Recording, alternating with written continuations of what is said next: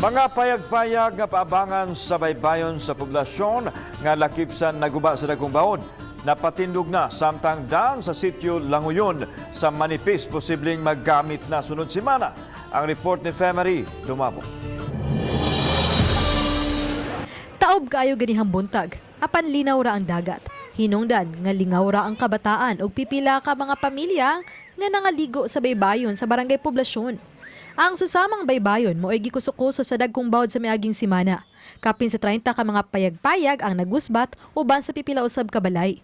Apan ganiha, nagamit ng uban sa mga payag nga paabangan kay mo'y daling gipatrabaho sa mga mulupyo. Samtang wa pa hinuon maayom-ayom ang ubang mga panimay sama sa panimay ning usa ka senior citizen nga si Chona Hernando.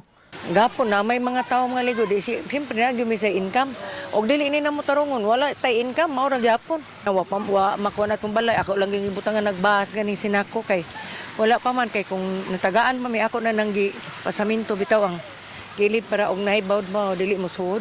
Nagpaabot siya sa inabang pinansyal nga gikan sa dakbayan sa Talisay nga kasamtangang gihikay pa alang sa gatusan ka mga benepisyaryo. Samtang gipapaspasan na ang clearing operation sa daan sa sitio Languyon sa barangay Manipis. Apan gipasiguro usab nga dili ra makadisgrasya kung mahitabo man nga modahili pa usab ang yuta.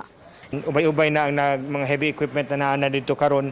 We're hoping by the end of the week basta di lang kay dagan ang landslide by the end of the week maklear na dito. But ako lang gingon sa DPWH after clearing importante kayo na natay mga kalihukan dito especially benching na gyud. Samtang pahimangno sa city disaster sa tanan nga ngayang magmatngon kanunay tungod sa pagsugod na sa La Nina phenomenon nga may hinungdan sa wanon nga panahon.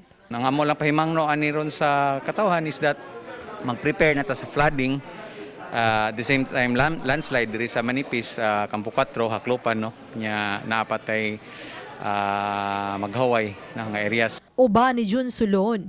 Ako si Femery dumabok. Balitang Bisdak.